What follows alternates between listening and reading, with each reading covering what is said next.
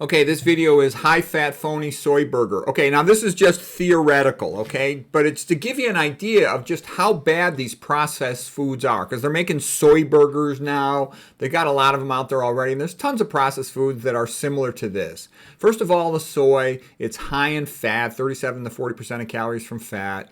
High-fat foods tend to sludge the blood, decrease oxygenation to the tissues.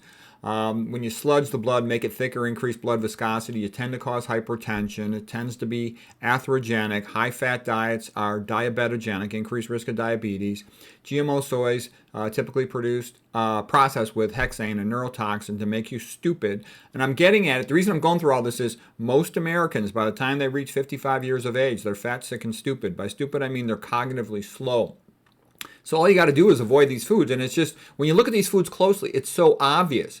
Soy is highly estrogenic. It lowers sperm counts, lowers testosterone, can distort female menstrual cycles. I know in animal studies, I think in humans too, but I know definitely in animal studies, it's damaging to the female reproductive tract.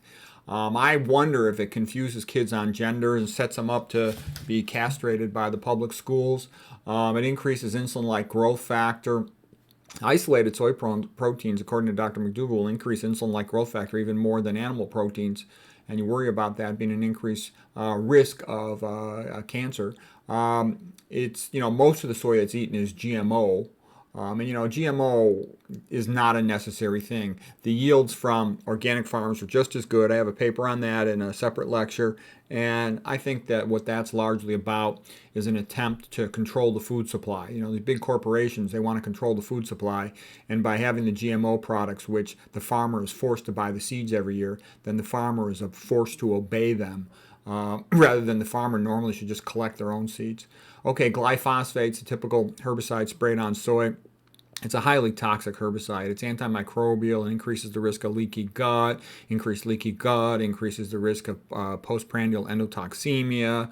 Postprandial endotoxemia increases the risk of amyloidogenic clotting, which increases blood viscosity, which predisposes to occluding small arteries in the brain and in the heart. Not good.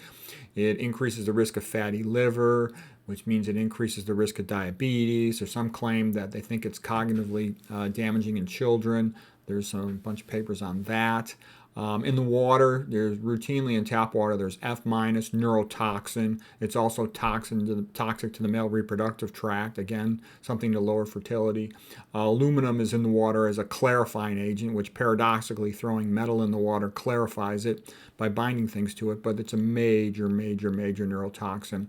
And F- forms complexes with Al to increase traversal of the blood-brain barrier to make it more neurotoxic, synergistically neurotoxic.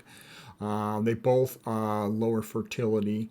F- in particular is associated with weakening the ligaments throughout the body, the collagen, including of the spine. That's why you have an entire condition called skeletal fluorosis, which mimics the appearance of diffuse idiopathic skeletal hyperostosis, DISH, degenerative disc disease. Basically spinal degeneration is accelerated.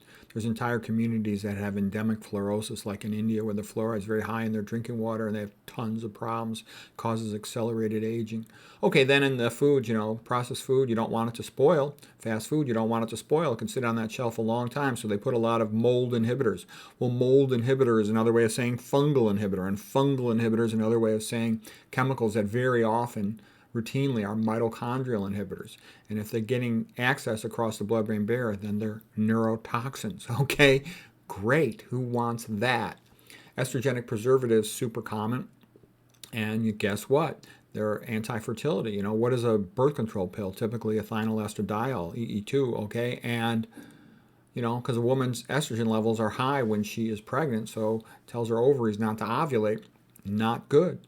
They're obesogenic, tells the body estrogen is a fat storage hormone, tells the body to store body weight fat, so the baby might need that for energy, okay?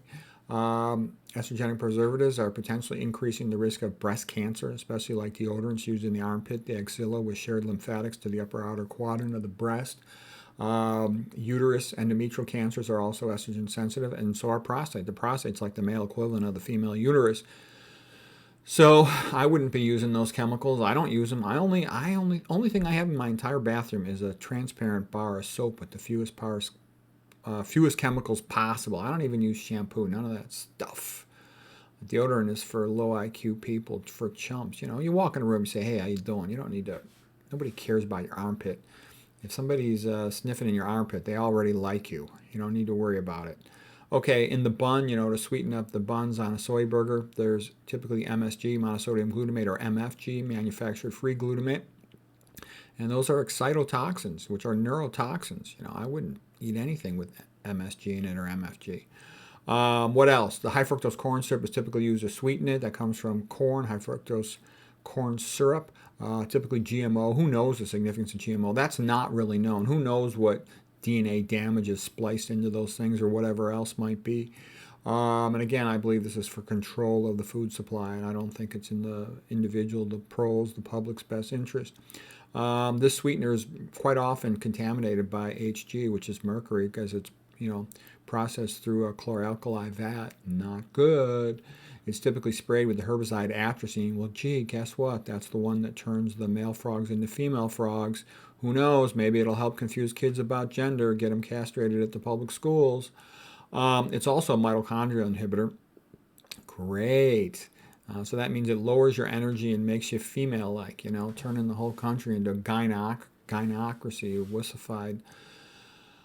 So anyways, that's a theoretical soy burger. I would never eat that crap. It's for chumps.